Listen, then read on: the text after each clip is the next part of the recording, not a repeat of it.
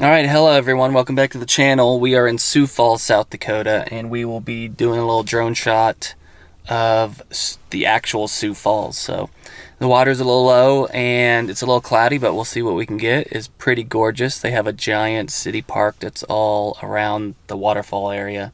So, should be a good time. Let's see what we can find. Alright, this is the falls today. I'm going to add a link in the description with some history and photos from the South Dakota Geological Survey on the history of the falls. The falls used to be pretty big and wild, and right now there is a drought, so this is considered low. As you can see, a lot of the white area on the rock, that's where water normally flows over. But also, back before they built canals around the town to divert the water, these falls were full and pretty wild, and that's why they built these mills all around the falls. So the Queen Bee Mill ruins are off next to that little square building. You'll see the dilapidated area over there. You have the museum and lookout tower off to the left, which you can climb up to the top of that. And then off to the right, you have the old power plant, which is now the Falls Cafe, where you can get some food and drinks. But I'm going to let the drone footage do the rest of the talking because it was really a gorgeous waterfall and I'm ready to go back.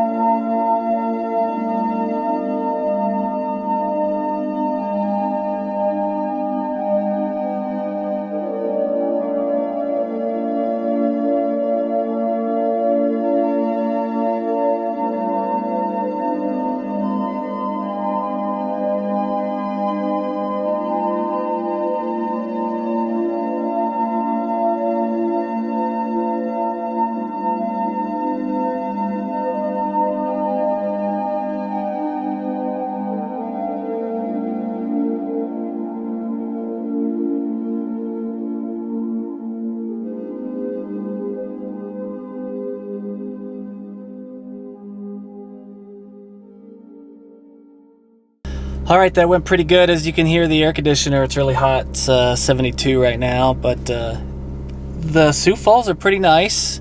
You can actually walk all over the falls. You can walk all over the rocks. There's a restaurant right next to it. Several bridges you can walk over.